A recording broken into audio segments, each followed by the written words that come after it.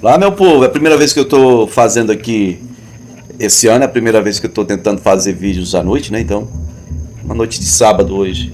Muito barulho por aí, fora, o pessoal ouvindo música.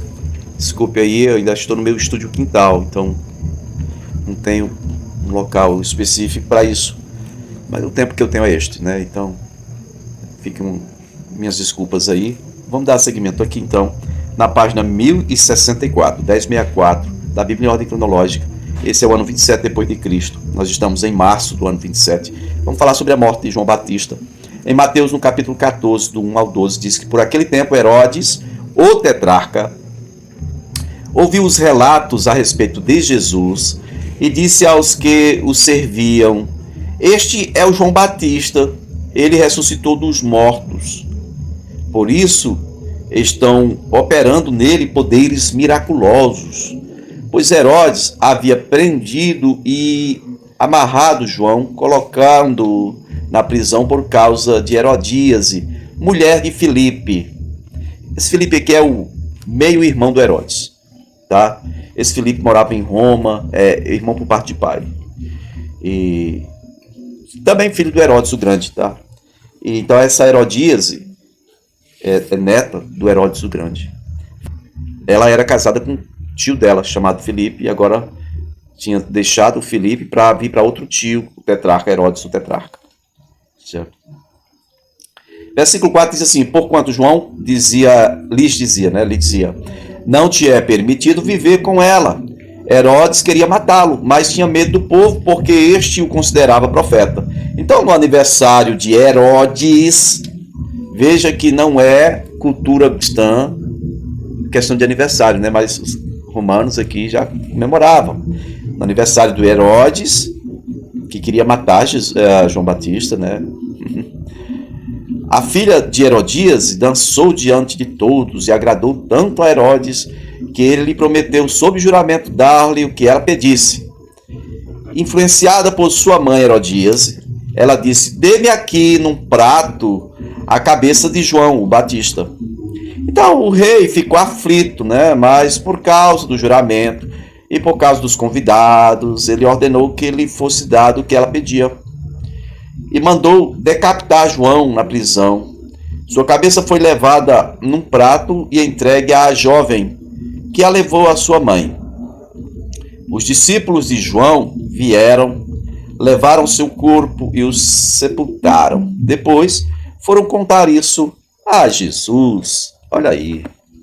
Bom, a narrativa de Marcos sobre a morte de João, no capítulo 6, do versículo 14 ao 29, diz que o rei Herodes ouviu falar das coisas, pois o nome de Jesus havia se tornado bem conhecido. Então, algumas pessoas estavam dizendo que João Batista ressuscitou dos mortos, por isso estão operando nele poderes miraculosos. Outros diziam que ele era o Elias, e ainda outros afirmavam que ele é um profeta, como um dos antigos profetas.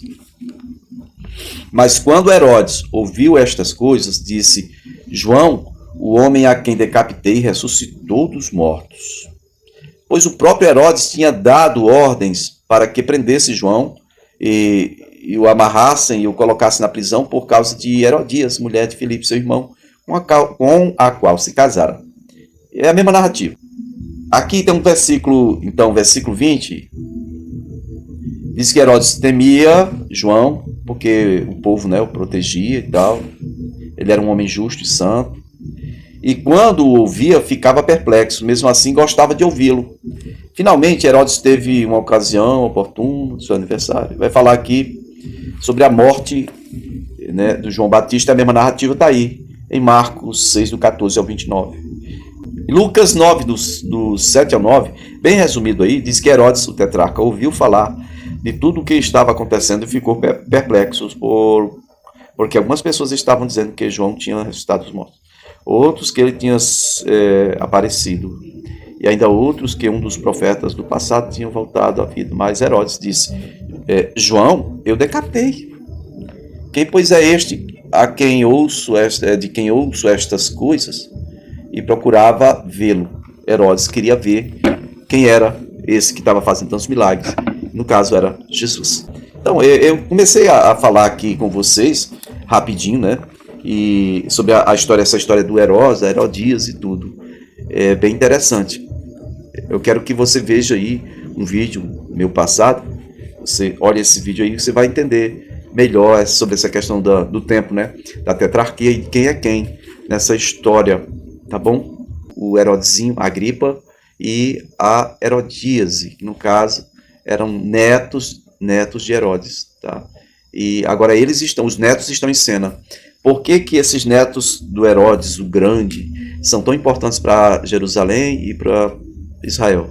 É que eles, sendo descendentes dos Macabeus, através de Mariane, o povo conhecia como tendo uma boa referência deles. Mas você vê como é que aparece a Herodias, né? Casada com um tio, deixa um tio por outro, e agora irmã também do que se tornou rei, tomando o território de um dos tios, e depois, futuramente, o Herodes Agripa, que é o neto, vai complicar a vida do próprio Herodes tio, que está casado com a irmã dele. Ele vai complicar, segundo a história, ele vai complicar a vida desse Herodes. É uma história de tomada de poder, né? Parece Game of Thrones, esse negócio aí. Negócio triste, é esquisito até de narrar, isso é nojento, tá? Bom, Jesus em Cafarnaum. Aqui é o seguinte, Jesus já está nessa turnê aí, os discípulos foram para um lado, tal, ele foi para outro. Só que aqui ele já está junto com os discípulos novamente em Cafarnaum. Isso já é o mês de abril do ano 28 depois de Cristo. Ele alimenta 5.000. É a terceira Páscoa, no caso. Mateus 14, do versículo 13, vai seguindo aí até o 21. Diz que, ouvindo o que havia ocorrido, Jesus retirou-se de barco, em particular, para um lugar deserto. As multidões, ao ouvirem falar disso, saíram das cidades e o seguiram a pé. Quando Jesus saiu do barco e viu tão grande multidão, teve compaixão deles e curou os seus doentes. Veja que Jesus saiu de Cafarnaum, mas foi para um lugar perto, porque as multidões sabiam para onde ele estava indo e foram a pé e chegaram lá antes dele. Chegaram lá, quando ele chegou lá, as multidões já estavam lá, ele se compadeceu e curou essas multidões. Isso é narrativo de Mateus 14, versículo 13 ao 15. Verso 15 diz que, ao cair da tarde, os discípulos aproximaram-se dele e disseram: este é um lugar deserto e já está ficando tarde. Manda embora a multidão para que possam ir aos povoados comprar comida. Aí Jesus responde assim: eles não precisam ir, dê-lhes vocês algo para eles comerem. Aí eles disseram: tudo o que temos aqui são 5 pães e 2 peixes. Tragam-nos para mim, disse Jesus.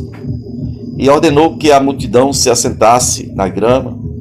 Tomando os 5 pães e os 2 peixes, e olhando para o céu, deu graça e partiu os pães, e em seguida deu aos seus discípulos, e estes entregaram à multidão, cara. Todos comeram e ficaram satisfeitos, e os discípulos recolheram 12 cestos cheios de pedaços, do que sobrou. E os que comeram foram cerca de 5.000 homens, sem contar mulheres e crianças. Interessante. Que lugar era esse que era perto de Cafarnaum, que tinha grama verde, que tinha um espaço para, no mínimo, 5.000 pessoas, 15.000 pessoas? 15. Tinha 5.000 homens.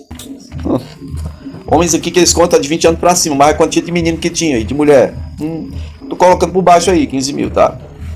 Olha aí, gente, presta atenção. Esse local era Betsaida. Só Lucas que vai dizer que local era esse. Mas olha a narrativa de Marcos. Marcos, capítulo 6, no versículo 30, tá?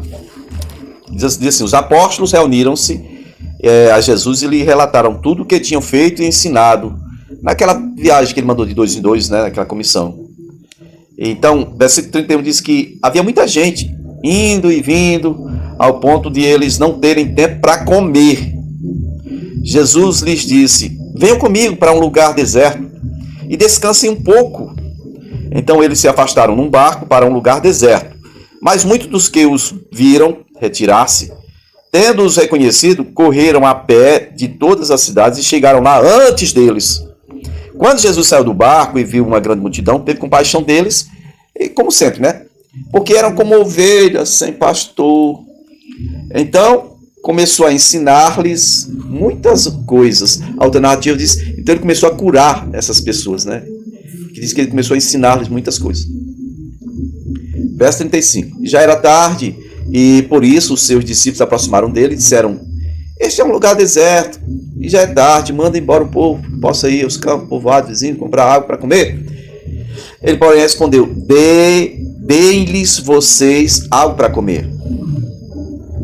Eles lhe disseram: isto exigiria 200 denários. Devemos gastar tanto dinheiro em pão e dar-lhes de comer? Espera aí.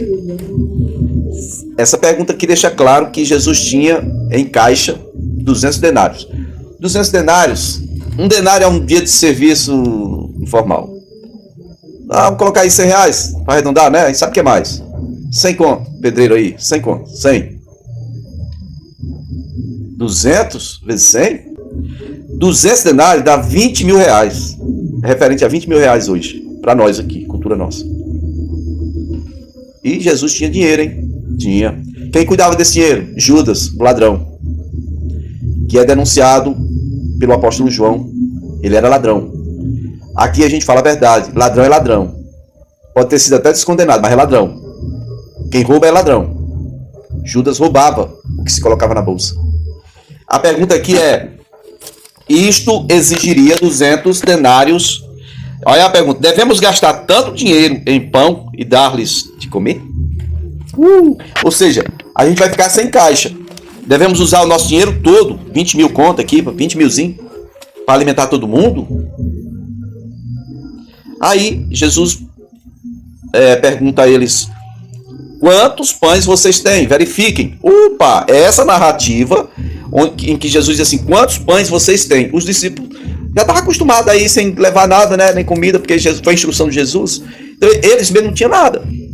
Mas aqui Jesus está mandando eles verificarem entre o povo. Você acha que aquele povo, no lugar deserto, saiu com mulher e filho, vai dar alguma coisa para o discípulo? O discípulo chega lá para os pais de família: ei, se tem alguma coisa de comer aí, é para o mestre. Ah, quem é que acredita que é para o mestre? Não, ninguém dizia que tinha nada, ninguém tinha nada, é uma vergonha, mas ninguém tinha nada para o mestre. Aí, na outra narrativa, diz que trouxeram-lhe um rapaz com 5 pães e 2 peixinhos. Né? Verifiquem. Aí, quando ficaram sabendo, disseram 5 pães e 2 peixes. Aqui nessa narrativa de Marcos diz 5 pães e 2 pães, quando ficaram sabendo. É João que diz, né? Que trouxeram um rapaz. Aí Jesus ordenou que fizessem, né, o povo se assentar em grupo, no caso de 50 e de 100, né? Certo? E aí ele fez o milagre. Sobrou ainda 12 cestos. Versículo 43. E os discípulos recolheram 12 cestos cheios de pedaços de pão. Ah, e de peixe também. Os que comeram foram 5.000 homens, sem falar mulheres e crianças no caso. Tá bom? E então você vai ler aí em Lucas 9, do versículo 10, vai seguindo aí até o versículo 17, você vai ver a mesmíssima narrativa, sendo que Lucas começa dizendo para onde eles foram, né? Ao voltarem, os apóstolos relataram a Jesus tudo o que ele tinha feito. Então ele os tomou consigo e retiraram-se para uma cidade chamada Betsaida, que é a cidade onde nasceu Pedro e André, tá bom? As multidões ficaram sabendo. É a mesma história, é tudo a mesma história. A único detalhe de Lucas é que ele narra onde era o local solitário, o deserto, para onde Jesus estava levando eles. Era a terra natal de André e Pedro. Próximo vídeo a gente dá seguimento.